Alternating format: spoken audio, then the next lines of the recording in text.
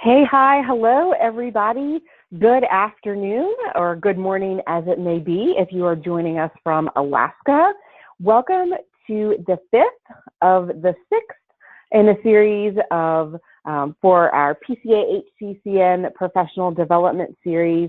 My name is Suzanne Spear, and I'm the Director of Workforce Development here at ACU. And we are so excited that you guys are here to join us today, and we are going to be talking about all things National Health Service Corps, HCCCS, and also some other federal resources today. As I mentioned, I'm Suzanne, and I am joined also on our STAR Center team, our all-star staff. We've also got Mariah Blake on the line today, and also Allison Ave-Sacra, who's our VP of Training and Programs. I'm sure most of you know her as well. She's not on the line today, but we also always like to mention the rest of the STAR Center team just to keep you familiarized and also put our contact information up there. We always like for you guys to know how to contact us if you have any questions about this or any of our other resources today. So just as a reminder, most of you have been on at least probably one or more of the other parts of the series that we started 4 months ago, but we wanted to start this series for you guys, for workforce staff at PCAs and HCCN, as a way for you all to get information, to learn about topics, and also get information on resources that you all use every single day in your jobs. There really isn't a whole lot out there specifically for PCA staff, so we decided to work this into our work plan and really give you guys a place and a way to increase your knowledge and to better yourself and also help you to do your jobs and to ultimately help the health centers that you serve. So we're obviously going to build that workforce expertise along the way. We're also, as most of you know, we have been partnering with a PCA staffer for each one of these sessions, and they are sharing what they have been doing around the subject, which I hope you all have found extremely helpful. I know I have personally, just finding out exactly what you guys are doing on the ground. It's very helpful for us on a national level. And then for this series, we really wanted you to connect with others. So again, you don't have a whole lot of opportunities to do that. You know, we do host some regional calls for PCA staff, but there isn't a whole lot of opportunity to network.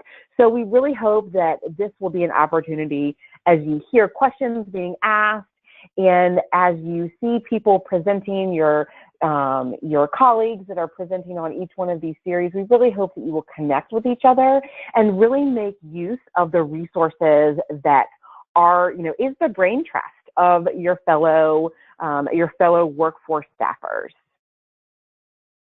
Just a little bit of webinar housekeeping as we go along here and start today. So we are recording this webinar.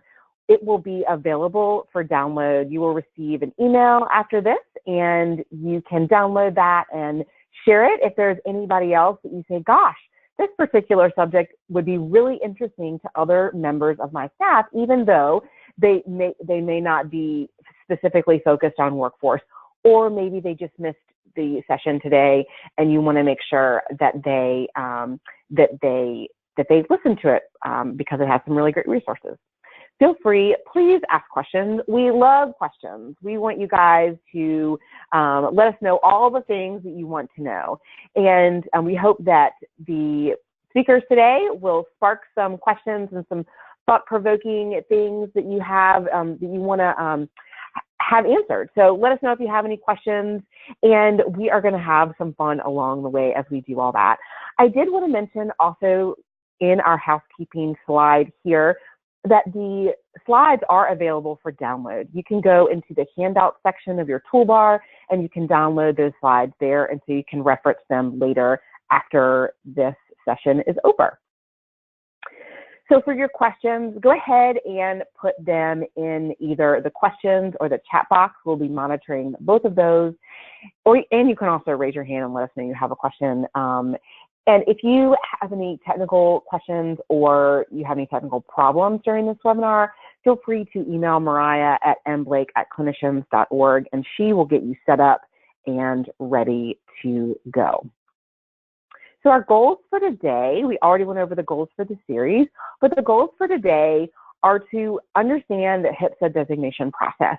There is a lot that goes into getting a HPSA score, and those are very crucial when it comes to all things loan repayment that we'll also talk about today from the National Health Service Corps, and also varying resources that you guys have available, or rather that health centers have available to them. So we're going to talk about that HPSA designation process, and then also we're going to understand both the history and the future of the National Health Service Corps or the NHSC. And that's then we've heard about cliff funding going off the cliff and all things like that. So we're going to dive into that and figure out where we've been and also where we're going to be going with the NHSC in the future. Lastly, but certainly not least, we're also going to hear from a PCA on the subject and how they make use of the NHSC in their state. So without further ado, I'm going to turn it over to Craig Kennedy, who is if you haven't heard of his name, I'd be very surprised. But Craig is actually our executive director. He is the executive director of ACU, and he joined ACU back in 2013. So he's been on board for a while now and has really done some great things at ACU. He has been working with health centers for over 2 decades. And in the span of that 20 plus years, he has really been leading the charge with advocacy and policy efforts on matters relating to the health center program, as well as the National Health Service Corps. Craig received his Master of Public Health from George Washington School of Health, and as well as a Bachelor of Science from Willamette University in Oregon. So without further ado, I'm going to hand it over to Craig. Craig, why don't you take it away? All right. Thanks, Suzanne. Appreciate being invited to talk about the National Health Service Corps, and thank you, everybody, for joining us on this lovely afternoon.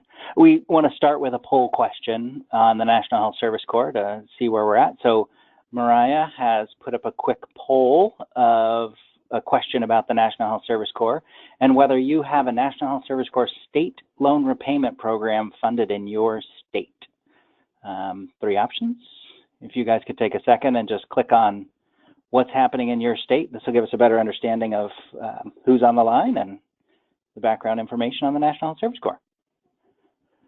I've also been told that I only have 90 minutes to talk, so I'm going to run through this pretty quickly. So if you guys could vote really quickly, that'd be great, because now I'm into my 89th minute. So Suzanne just freaked out a little bit right there. So I'm not going to speak for 90 minutes.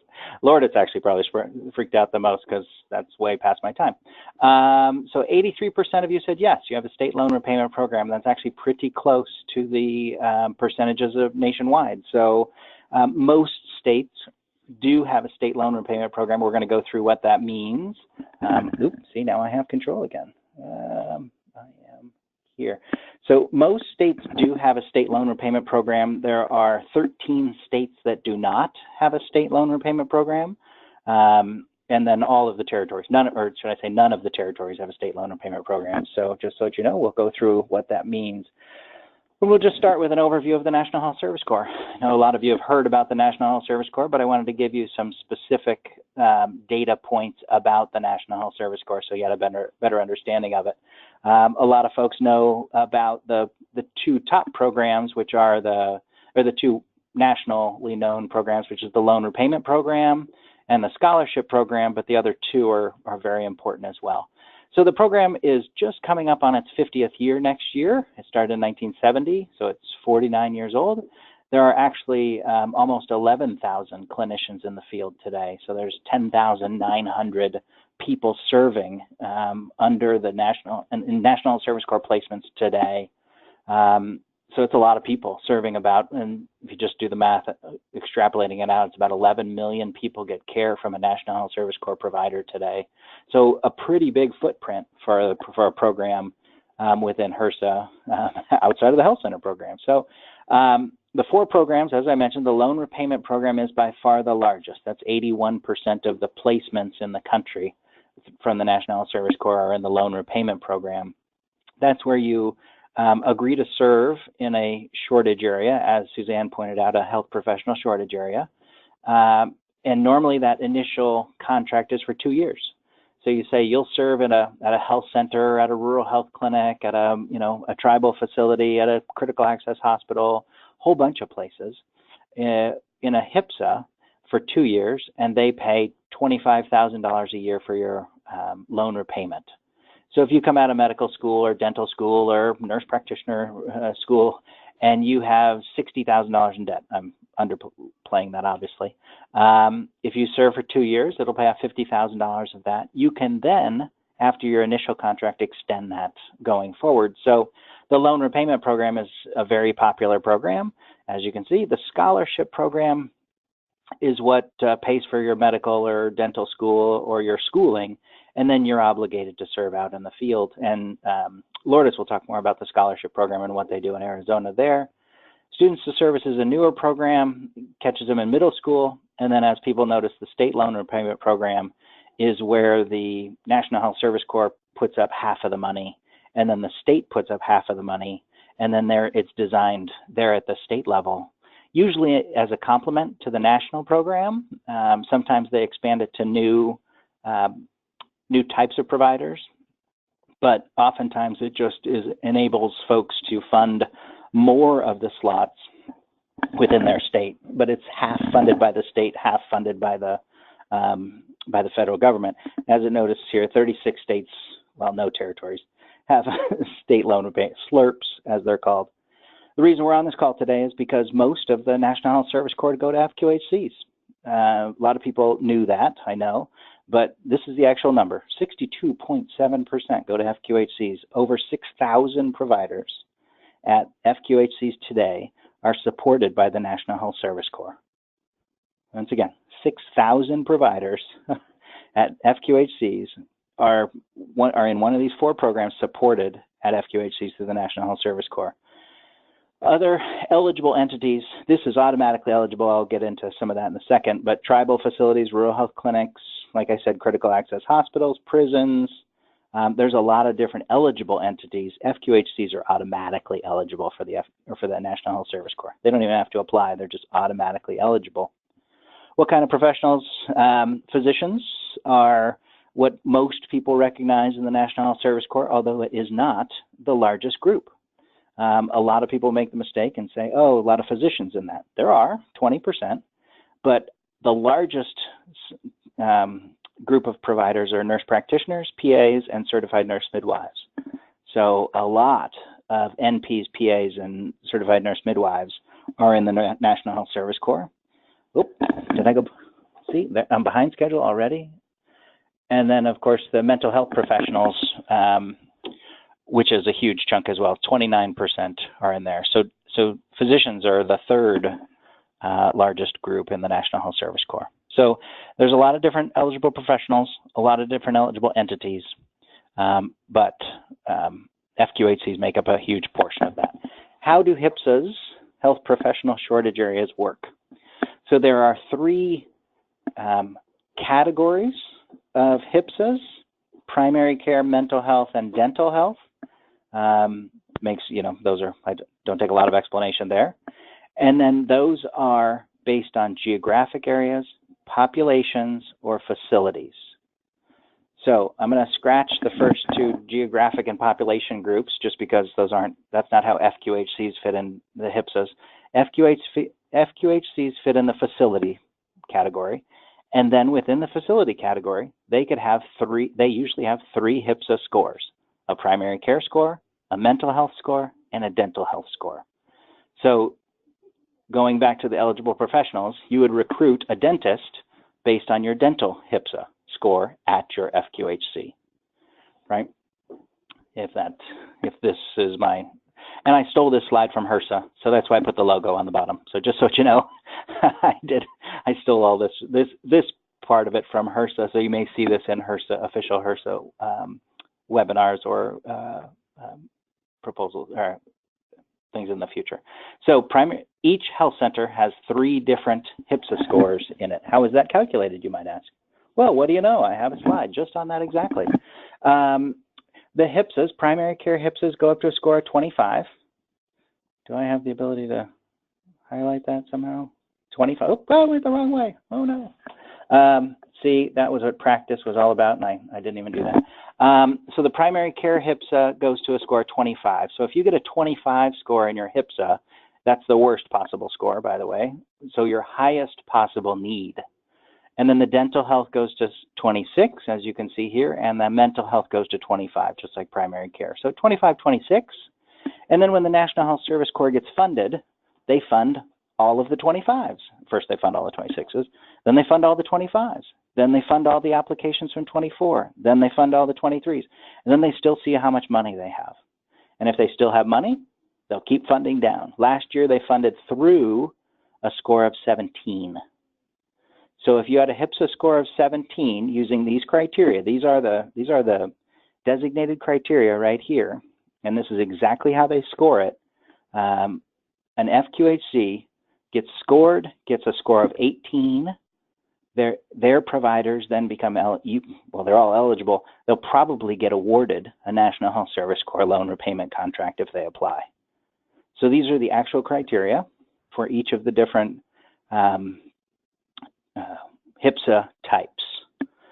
And so right now, if you can get your FQHC to a 17 or above, historically, the last couple of years, you would get funded through the National Service Corps.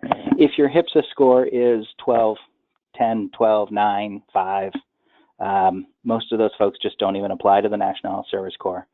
So knowing what your National Health Service Corps score is tells you whether, if you have a score of 20 and they're not using the National Health Service Corps, something's wrong.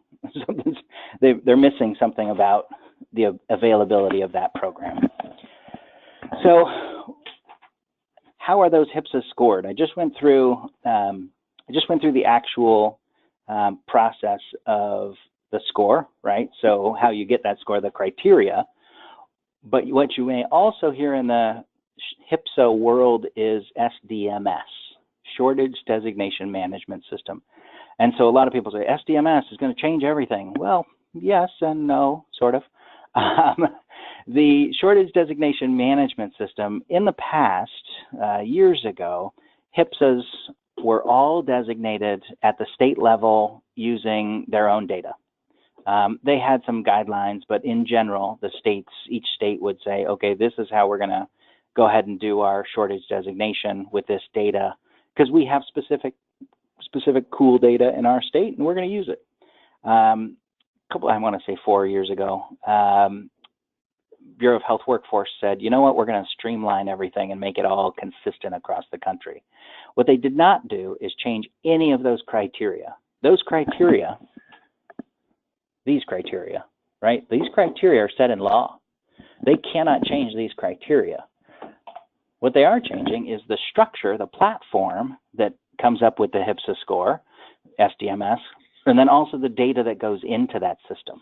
So they started with these national data platforms and stuck them into SDMS, and everybody went crazy for a little while and said, oh my God, it's going to change all the HPSA scoring, even though it's not changing the criteria. So they are in the process right now of updating every single HPSA based on this new platform and new data across the country, including all of the FQHCs. Every single FQHC will have a new score through this new shortage designation management system. That new score will then impact your ability to get National Health Service Corps going into the future. What it won't do is impact it today. There are no changes right now, none of the changes that you've heard about in SDMS to the HPSA scores, not even in FQHCs, all the geographic, all the population ones, all those other things, none of those have taken place. They're just being floated. They're doing impact analysis. They're seeing if it's right, if that new system is working, what kind of impact it'll be.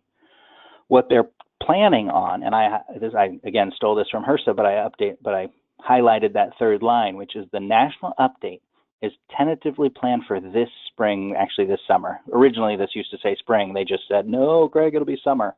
So this summer, is where we'll be looking for the updates to the HPSA scores through SDMS, right? Now, that will not, even if it does happen in summer, right? And, you know, it always gets delayed. It's a federal activity, and sometimes you got more hoops to jump through. But even if it does get delayed, the scores for applications in this year for the National Health Service Corps were set back in January. So your score that your FQHCs already know they have are final. Those are done for the year.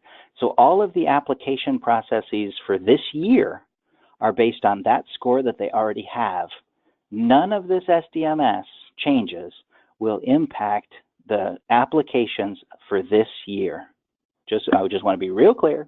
So current participants, scholars, and people that are applying this year are not going to be impacted by those scores that are floated later this summer. We're keeping a close eye on it, obviously, but it won't impact those applications. So do know what your HPSA scores are, and then apply for every opportunity that's out there.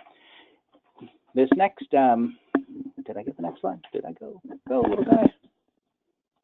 Click. Am I not going to the next slide? I can't see the next slide. Is it going to the next slide? There we go. Okay. I'm not gonna click on these links, even though I tested it a little earlier. But if you would like to know which FQHCs have how many placements of National Health Service Corps, you can use this slide, click on this link, right? Click on the HRSA data warehouse data portal, and you can pull up by site the number of National Health Service Corps placements within your state. So you can look through it and you can see all of your FQHCs in your state, how many placements are at each individual site of those health centers. So it's a great way to look at. You can also actually bring up the HPSA scores, right? You could look up, if you really wanted to, you could go through and say, wow, that health center has a HPSA score of 20 and has 0 placements. I'm going to give them a call. I'm going to see what's happening. So all that data is public information. What isn't public information is the name of the placements. You can't get any information about the individuals. You can just see the number and the location. The other thing that's real important to know is your primary care officer. I was going to make this a poll question, to be honest with you, but it's too important to ask. I just want everybody to actually do it, which is you should know exactly who your PCO is. That primary care officer, I will click on this one just for the importance of it, and then I'll go on the other one. If you click on this link, it brings you to a page that looks like this. This is the official HRSA website that has your primary care officer by state. So you should click on the state you're from. I'm from Oregon. And you should say, oh, PCO director and National Health Service Corps contact, Mark Overbeck. Mark Overbeck is the one that actually puts all of the data in and finalizes the score for every single one of your FQHCs in Oregon. So look through this list, know who that contact is within your state, and then make sure that you as a PCA has a solid working relationship with that PCO. It's extremely important. Suzanne, can I jump back to the slides? Or Mariah, how do I get back? There we go. Look at that, like magic. So I put a link here to your PCO listing by state. Incredibly important to have a working relationship because A, they set all the HPSAs, and B, they're all changing. Remember all SDMS. So they're all changing. Those PCOs are working on it right now, and it's very important to keep your FQHCs in mind and top of fold for those guys. So what's happening with the funding? And this is what Suzanne had referenced on the cliff. What's happening? The total funding for the National Health Service Corps is $415 million. Probably a brand new number to a lot of you folks because most folks hear about the $310 million funded through the ACA and the Mandatory Funding Trust Fund with the Health Center program. Only about 2 years ago, actually exactly 2 years ago, Congress said we're going to add money, $105 million for the National Health Service Corps as part of the opioid crisis response. And so they put in $105 million, and then they earmarked chunks of that for different things. You see some here, but there is a significant chunk of money in appropriations that is specifically tailored for mental health and substance use counselors in response to the opioid crisis. And as a matter of fact, the National Health Service Corps recently came out with a very specific new application for substance use counselors and behavioral health counselors within this specific funding pool. So those 4 programs I spoke about are still there. All of the eligible entities and organizations are there, but this funding was specifically targeted by Congress and is a new opportunity. And so the sum of those obviously adds to 415. How did we get to 415? Now, historically, I usually spend about 2 hours on this slide, but I'm going to go real quick. We have had a mishmash of funding throughout the years. If you'll notice here in the 2007, 2008, it was historically an appropriated funding, just straight appropriations. So appropriations has long been part of the National Health Service Corps funding. But just like the Health Center program, there was stimulus funding and then ACA funding. The difference between the National Health Service Corps and the Health Center funding is that Congress actually eliminated the appropriated funding for the National Health Service Corps once the ACA funding kicked in earnest. So by 2012, there was no longer any appropriated dollars for the National Health Service Corps. Like I said, only in the last 2 years have they restored that, and specifically in response to the opioid crisis. But in general, the National Health Service Corps has been 100% dependent upon the trust fund for its funding. And therefore, the cliff that we speak about, and ACU has promoted in our legislative agenda over and over and over again, is because the entire program goes away when the cliff expired each time. So when the ACA expired in 2015, if that funding wasn't restored or extended, there's no funding for the National Service Corps. This was MACRA in 2016, 2017, or the yellow bars. When MACRA ended, there was no funding for the National Health Service Corps. Health centers, you'll hear speak of a 70% cut because there's still some appropriated dollars. Sure, that's devastatingly bad. It's horrible. Nobody survives a 70% cut. But ours is 100. Ours is 100% cut. Now we have this appropriated dollars for substance use counselors, but in large measure, that trust fund is incredibly, incredibly important. So we are asking for that level of funding to continue and to expand so we can double the National Health Service Corps going forward. And so we are hoping to increase, you'll notice the funding down here, going up to the funding up here, and we'd like to continue that trend going forward so we can have more and more, 11,000 people are serving today. We'd like to get closer to the 22,000 people being served through the National Health Service Corps and placed through the National Health Service Corps tomorrow. So with that, I'll turn it over to Lourdes to hear from a PCA, but we went through, I just want to recap real quick, we went through the history of the National Health Service Corps, the programs, the eligible individuals, the eligible organizations, how they score them, who scores them, how the scores are going to change, and the funding.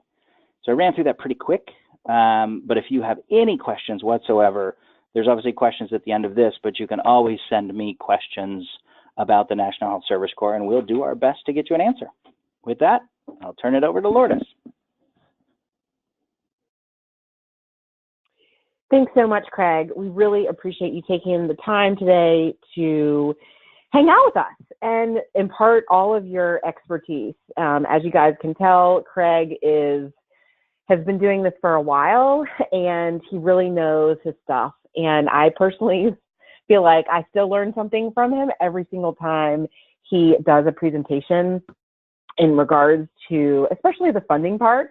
I know that we all hear about HIPAA scores and loan repayment, but really hearing and understanding the impact of the funding of the National Health Service Corps really is what sort of a light bulb went off and made me understand how important advocacy is when it comes to the NHSC, not just for the Health Center program, but the NHSC, because as Craig alluded to, or as he pointed out, about 60% of all of the folks that serve through the NHSC are at health centers. And so that has a huge impact on the patient care that our health centers are able to give the populations that they serve. So again, thank you to Craig, and truly, if you, I don't believe we put his email on here, but we'll include it with the follow-up email that the handout and also that the slides are on, as well as the recording, link to the recording. So we'll put it on there just in case you have any questions. And if not, if for whatever reason you can't put your hands on Craig's email, you can always email one of the STAR Center staffers, and we would be happy to get you pointed to Craig. So again, thanks so much. We are going to move on and hear it from a PCA. We are so grateful to have Lourdes Montéz from the Arizona Alliance for Community Health Centers with us today. Lourdes is the Health Center Enrollment and Workforce Coordinator, and she has personally been a friend and a wonderful colleague to me since I have been working in this world, and she is really active and very entrenched in all things National Health Service Corps, and working with the scholarship program in Arizona and with health centers all across her state. And we are just absolutely thrilled to hear from her and what they are doing in Arizona, and with the scholarship, with the NHSC, and getting folks and getting clinicians placed into health centers. So with that, I am going to turn it over to Lourdes. Thanks so much, Lourdes. You can take it away.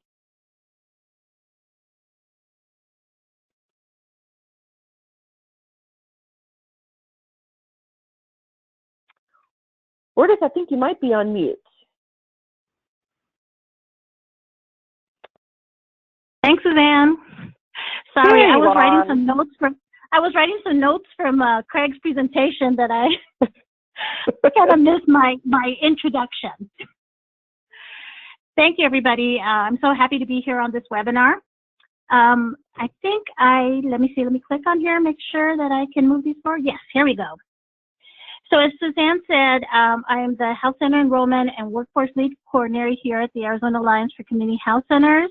My work here at the Alliance includes working with and facilitating networks with our academic partners, healthcare organizations, to help recruit and retain primary care providers in rural and underserved communities in Arizona.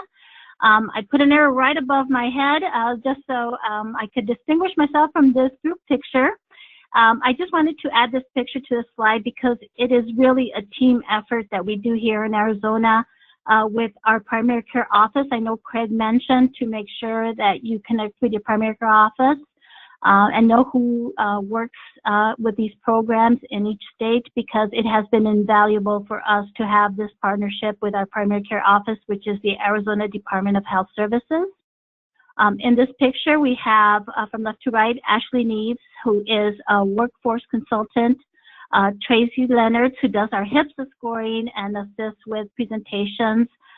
We have Patricia Tarango, who is the bureau chief. And then Anna Rossetti, who also works with ADHS, and she is the workforce manager. And then Lisa Nieti, who also works with me at the Arizona Alliance for Community Health Centers.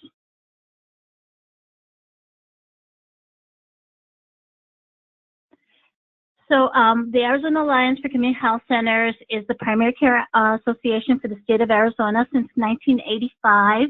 And as most PCAs, we strive to help our community health centers to expand, provide technical assistance, provide information that helps them to provide the services that are specific to their communities. For us, we're committed to serving as a resource for all the organizations and our primary care health centers to help them provide services in their communities. We have 22 community health centers with 11 additional members. Our community health centers are located in 74 cities with over 175 sites. When you include that, our additional members, that raises to over 200 sites. And yes, that picture has snow in it, which is not commonly associated with Arizona, but we're very happy I'm sure maybe some of you have seen on the news that we got a lot of snow this year.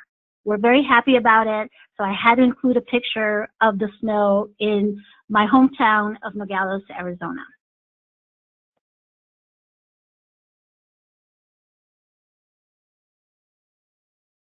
So how do we work with the National Service Corps, specifically the Scholars Program? I don't know if you all recall, but many years ago, there was a National Health Service Corps Scholars Conference where health centers that qualify to hire scholars were invited to come and participate in the conference and interact with scholars.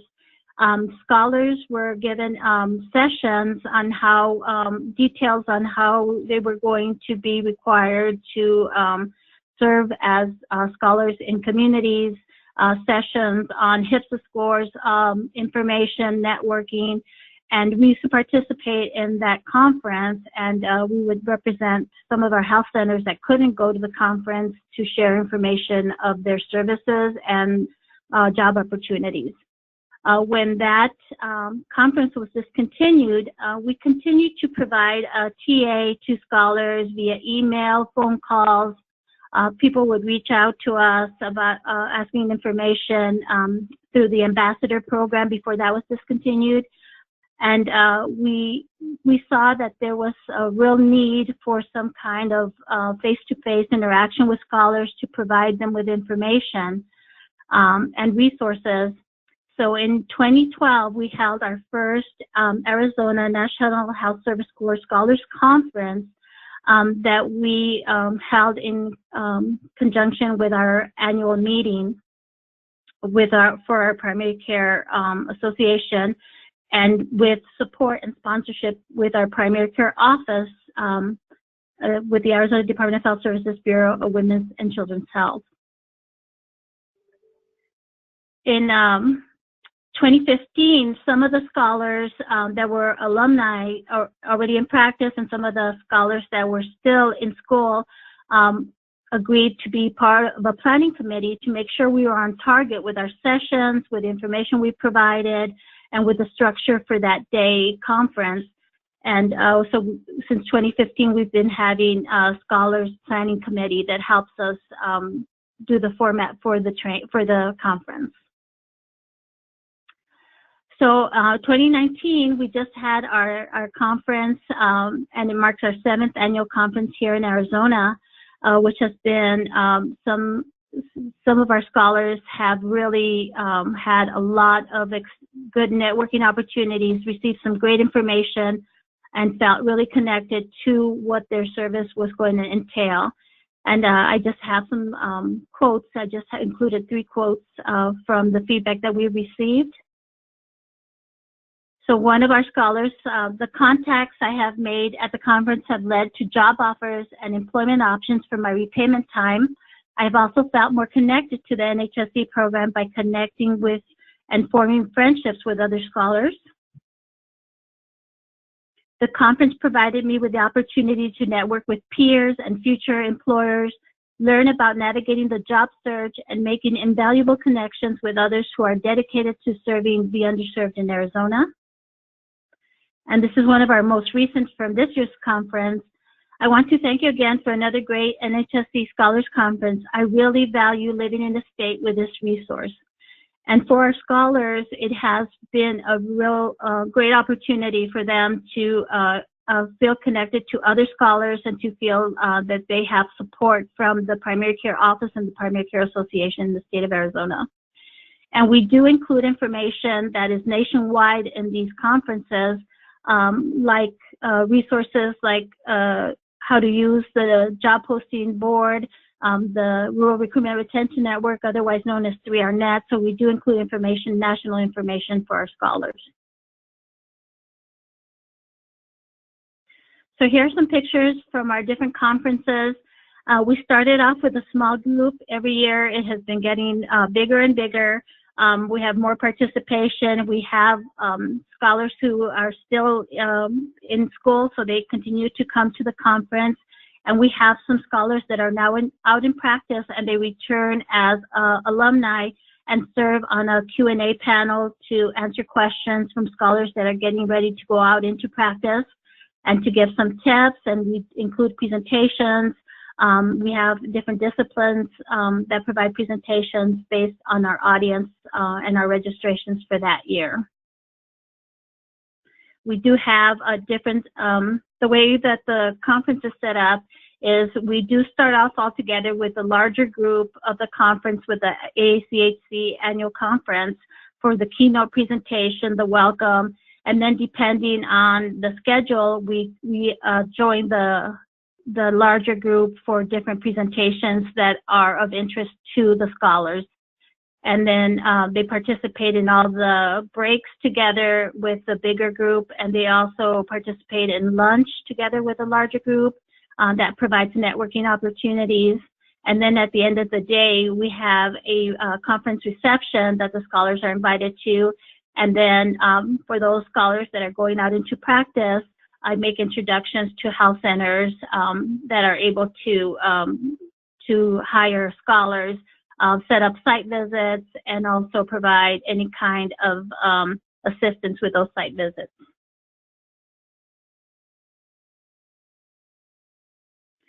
So some of the conference challenges, of course, they are in school, and some of them are doing their residency, so they're unable to attend sometimes because they have clinical rotations that they can't get out of for the conference.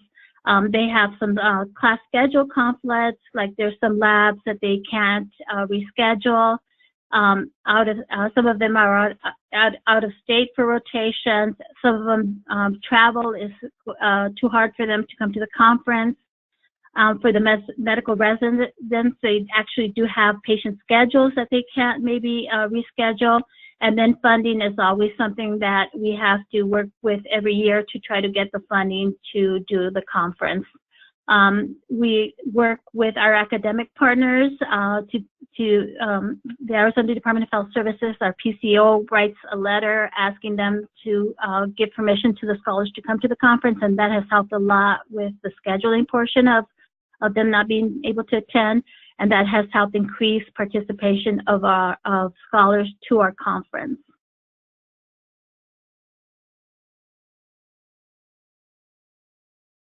So future plans. Of course, a 2020 Scholars Conference is in our plans. We already started our planning our debrief meeting with our Scholars Planning Committee to review the evaluations and start maybe planning a few things for next year while we still have this year's conference fresh in our minds. We're based on our evaluation, scholars volunteer to be on the planning committee, so we'll be reaching out to those scholars to include them in the planning for next year's conference. Based on the feedback from our scholars, we are going to set up a Facebook page for scholars to be able to connect with each other, with the primary care office and the primary care association to ask questions. Especially, it seems like HPSA scoring is always on top of their mind, especially for those going out into practice. We are scheduling some on-site visits for scholars to go to some possible practice sites in rural Arizona. And then for those that are not ready to go out to practice but would like the opportunity to visit some of the rural sites, we're setting up rural rotations with them so they can get a feel for those communities.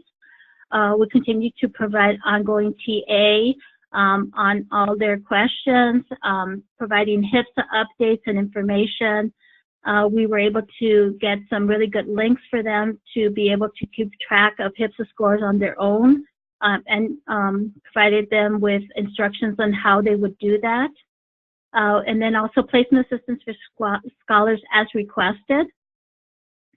And I usually like to talk about people, that's why I do pictures and I do, talk about, their feedback.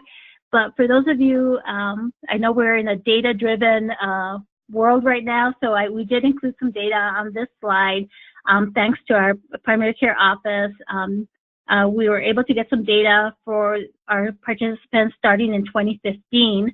From 2015 to 2018, for 3 years, we had 40 scholars that participated in the conference, and 25 of those scholars are now in practice. The others are still in school or in residency programs. 18 of those that are practicing in Arizona, 14 are at federally qualified health centers, 1 is at a rural tribal clinic, and 3 are at a nonprofit healthcare setting.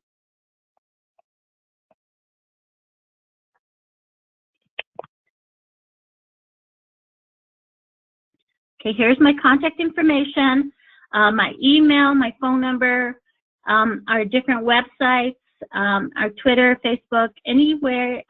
If you want to reach out to me, ask questions. We did submit a session proposal for the ACU conference where we hope, if we are selected, to provide more information on agendas and additional resources. So any states that are interested in providing this type of conference, we'd be more than happy to share that information. It has been a really great tool for us, and we've been able to connect with a lot of scholars, and we've even gotten calls from scholars from other states asking where the conference is in their state, or if they could participate in the one for Arizona. So there is a need for these types of services for scholars in other states, and we would love to see this being held in other states. We would love to see the connections being made with other states, with the scholars that are in their states, and we would love to facilitate that any way we could. We would be more than happy to help. I think that's my last slide, Suzanne. I think any questions would be next. Lourdes, thank you so much. That was absolutely fantastic. And I know that when I was at the Virginia PCA and you were telling me about this conference that you guys did, I was absolutely blown away. And I know that the other folks on the line are, excited to hear what you guys are doing and really standing in the gap for those scholars, since unfortunately the in-person scholars conference went away. I know that the NHSC does the virtual job fairs, but you guys are really providing a real service to these folks who want to serve in rural areas and being able to connect them with the hiring entities in Arizona. So really appreciate you sharing, and I know that other folks did as well. So I know we have some questions that have come through, and let me see here. If you have a question, go ahead and put it in the chat box, or excuse me, in the questions box, and I will go ahead and read them. So I'm going to go up to the top, I think this goes back to your part of the presentation, Craig, and this comes from Michelle Peterson. And so Michelle, you were asking, I believe you're asking Craig about making exceptions for substance use disorder providers.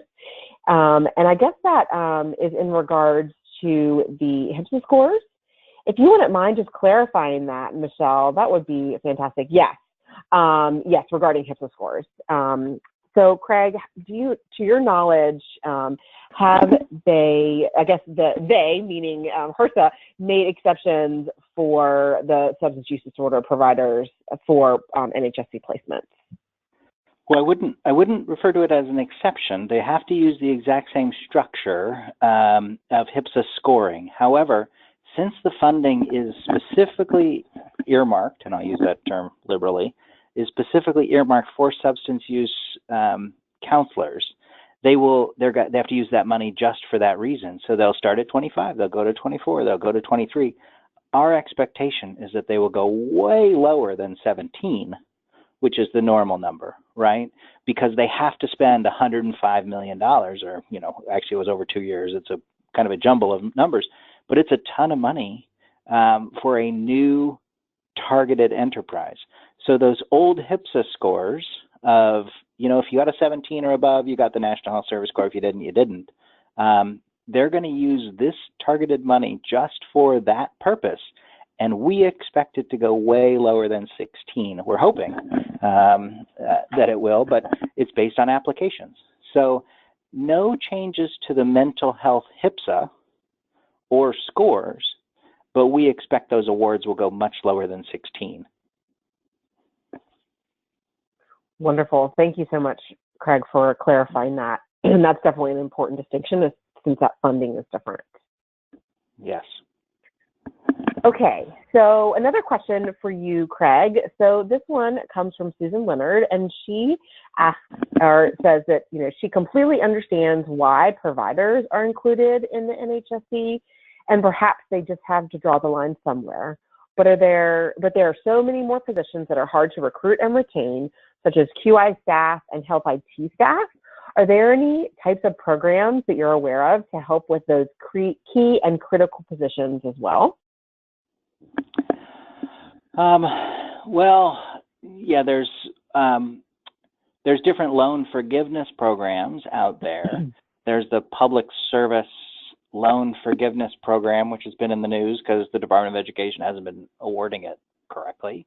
But there are other types of loan programs outside of healthcare even that get to doing the right thing, I will say. So Public Service Loan Forgiveness is one of the biggest ones because health centers are nonprofits and then fit into one of the eligible categories of that. It's still getting worked out and ironed out. I wouldn't bank on it right out of the gate, but you're definitely an eligible entity in the Public Service Loan Forgiveness Program. There's also some other loan subsidy programs when they're in school, but I don't think that's what you're asking for. But I would look at the Public Service Loan Forgiveness Program. The National Health Service Corps is clearly about clinicians. Yes, it is legislatively defined as such. Wonderful. Thanks, Craig. Now we have a couple questions for Lourdes on your conference. And these questions are in regards to how many attendees do you have at the Scholars Conference each year, and also how do you promote that conference? Okay, normally we have about 35 scholars in the state, and we have about 20 to 25 that participate in the conference. The way we promote it is as soon as we have our annual meeting venue and arrangements set up, we send a save the date to the scholars in the state of Arizona, letting them know what date the conference is going to be, what the location is, and to let them know that the registration will be coming soon. And the way we do that is with collaboration with our primary care office. They send out that save the date and the invitation. Great. And this is actually Suzanne, in line. Yeah, absolutely. Suzanne, can I add to that? And just to reconfirm, it's not public information who those scholars are, who the loan repayers are, but that primary care officer has all of it, right? What Lourdes just said is very important. That primary care officer, remember that list that we went over online, they have the names, contact information, and everything for every single National Health Service Corps placement within their state. And they can reach out to them. So that partnership is incredibly important. Craig, you must have been reading Ashley's mind, because she actually asked that question if Lourdes received the information from the PCO, and it sounds like they did. So thank you guys for tag teaming that question and answer. I want to add one. Yeah, please. I just wanted to add that once they register for the conference and they want to communicate with us, then they're able to communicate with us directly. Yeah, Lourdes, they don't share the information with you, but when they register, then you have their contact information, right? Or do you get it from the PCO and right. they send out the invite, right? So. Well, once they register for the conference, then we have the communication with them based on their registration. Yeah, the PCA doesn't get the list from the PCO. The PCO sends it out as a collaboration with them, and then once they register, the PCA then knows who they are and the whole shot. So. Perfect. Thank you guys for clarifying. Okay, looks like we have one last question, and if you have a question, this is your. We only have a couple minutes left, so go ahead and get your question in. I have a question actually for everybody. So for all the PCAs on the line, this question is about the rescoring process, And Eliza wants to know if any of your states are experiencing negative impacts of the rescoring process. And to answer this, if you guys wouldn't mind putting that in a chat box, that would be easier for me to keep track of there. So either you can just say yes or no, that would be super helpful. And Suzanne, each state receives a summary report. So what she's asking is, in your summary report, did it show a negative impact or not? So you should know that you have a summary report out there of the impact within the FQHC space. There's the impact analysis, which is going around. So you should know about the impact analysis spreadsheet and summary. And B, did it show a generally negative impact within HPSA scores within FQHCs? That's a terrific question. And Keisha, you answered that you guys are monitoring it and seeing how you're going to be impacted. Have you noticed any negative impacts, or are you guys just keeping an eye out right now?